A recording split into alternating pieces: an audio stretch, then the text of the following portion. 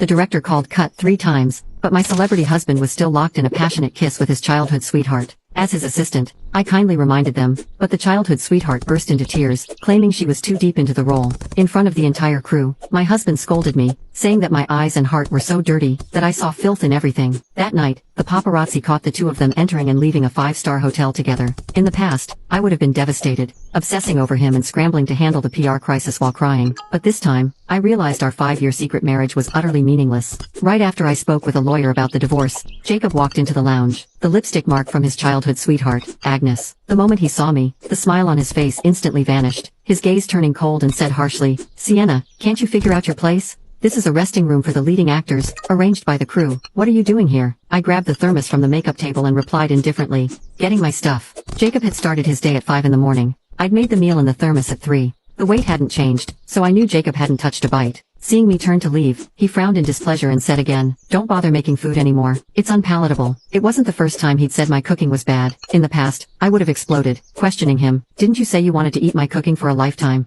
Why is it suddenly disgusting now?" But this time, I didn't even bother to argue. I simply said, and walked out the door. Jacob called after me, "There's a crew dinner tonight. The director wants me to discuss the script with Agnes." I pretended not to hear the guilt in his voice and coldly replied, "Okay." After closing the door, I threw the thermos into the trash. The last scene had been filmed close to home, so Jacob hadn't stayed at the hotel. He returned home around 1 a.m. Seeing that I wasn't waiting for him in the living room like I usually did, Jacob pushed open the bedroom door and said impatiently, "Sienna, you know I have trouble sleeping. Why didn't you brew my calming tea?" I pulled the blanket over my head and lazily replied, "I ran out of tea leaves last night. If you want some, order takeout." With a loud bang, Jacob slammed the door and went into the study. That was his way of showing he was angry, and in the past, it would have been my cue to spend the night tossing and turning, eventually humbling myself to apologize. But that night, he waited until the next morning, and I still hadn't knocked on the study door. The next day, the crew moved filming to a remote mountain outside the city. For once, Jacob allowed me to ride in the van with him. Just as I got into the van, Agnes, wearing a low-cut backless dress, walked up gracefully and said,